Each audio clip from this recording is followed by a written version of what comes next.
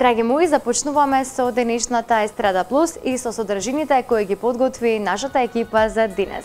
Посебен жар носеа порано фестивалските настапи, а беше и задоволство да се настапува, вели Силви Плевнеш од познатиот бенд, кој остави длабока трага во 90-тите години, особено во забавната музика.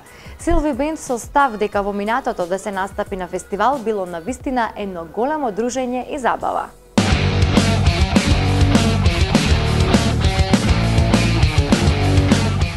Само бакнеш и врели ми дай, топла преградка во очите сјај. Ги сакавме фестивалите и токму поради тоа настапувавме многу, вели познатата Силви Плевнеш од бендот кој представува репер за македонската забавна музика во 90-тите години.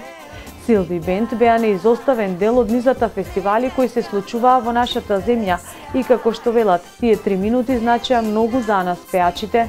Тоа беше најубавото порано, затоа ги сакавме фестивалите, Владко и јас, и затоа и настапувавме многу. Да, што вели Владко, 3 минути беше пласирањето на нашата композиција, но многу поважно ни беше тоа дружењето позади сцената и тие 3 дена додека гостуваме во тој град каде што се одржува фестивалот или, знаете, дружбата, љубовта, споделувањето на емоции.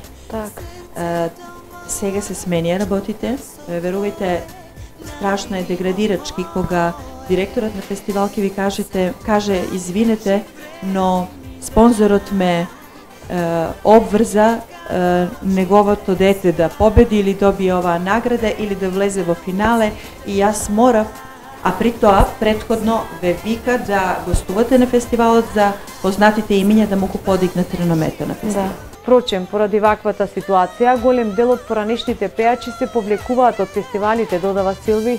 Сепак, Силви бенд ги има се уште и обстојуваат на музичката сцена со доста поголем квалитет кој го пласираат, особено со нивниот последен албум Ромален и сценскиот мюзикал Коштана, кој веќе 3-та година поред го изведуваат пред публиката ширум нашата земја. Само бакнеш и врели ми